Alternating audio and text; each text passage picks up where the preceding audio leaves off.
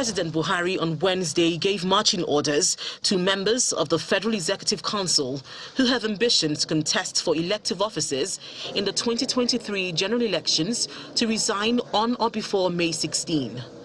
This order is reverberating across the country, mostly because of its notes of finality. My mandate for today.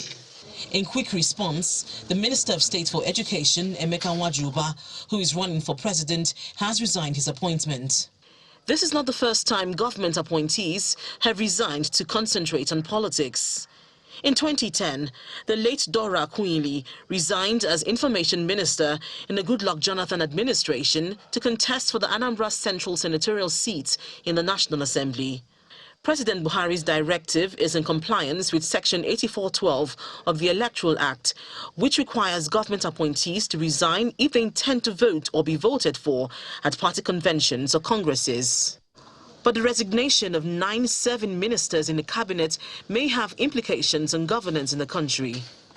Some of these ministers oversee critical aspects of the economy currently in crisis.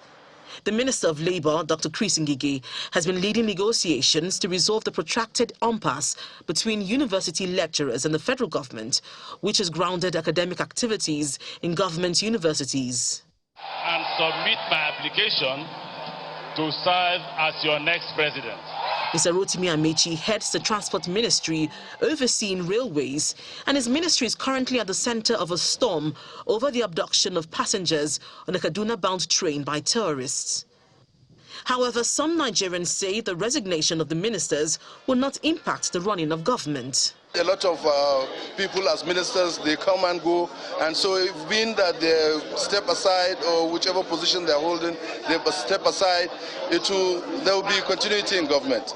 The PAMSECs, everyone is there to continue the activities of government, so it won't affect government in any way. Before the appointment of ministers, the government of this country was also being run. But the president devised a means of running this with the topmost bureaucrats, like the permanent secretaries in different ministries. And so we do not see this, as a challenge. We verily believe that if any of these ministers resigns as a consequence of the directive from Mr. President, that a government that is desirous of resolving these issues will certainly find competent hands that will fill in the gap and interface with our union and ensure that these issues are resolved. The Buhari administration has a little more than a year to wrap up governance. In this time left, he has to address the economic and security problems threatening to bring the country to its knees. And this requires the full complement of a team with sound ideas and vitality. Linda Akibe, Channels Television News.